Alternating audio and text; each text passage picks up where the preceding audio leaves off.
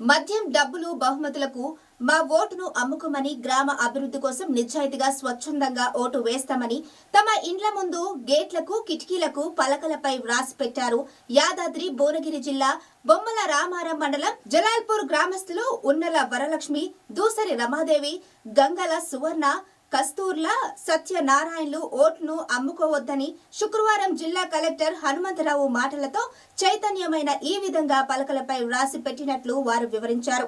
నమస్కారం. మా గ్రామం జలాల్పూర్, బొమ్మలరామారం మండలం, జిల్లా యాదాద్రి భువనగిరి. నిన్న బొమ్మలరామారంలో కలెక్టర్ గారి మీటింగ్ జరిగినది. కలెక్టర్ గారి మీటింగ్కి వెళ్ళాము. మేము మద్యము, డబ్బు, బహుమతులు ఇవి తీసుకోకుండా ఓటు వేయాలి.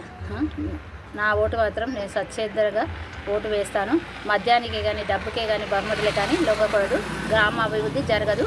గ్రామం అభివృద్ధి జరగాలంటే మనము డబ్బు, మద్యము తీసుకోకుండా నిజాయితీగా ఓటు వేయవలెను. అందరికీ నమస్కారం. నా పేరు వరలక్ష్మి, జలాల్పూర్ గ్రామం, బొమ్మలరామారం మండలం, యాదాద్రి భువనగిరి డిస్టిక్.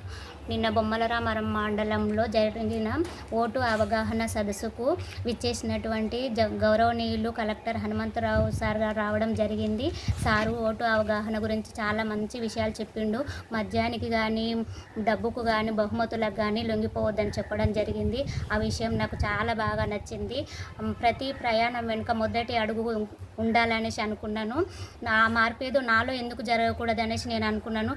నా ఓటు మాత్రం మద్యానికి కానీ, డబ్బుకు కానీ, గిఫ్టులకు కానీ లొంగిపోననేసి నా ఓటును మంచి వ్యక్తికి వినియోగించుకుంటానని అనుకుంటున్నాను.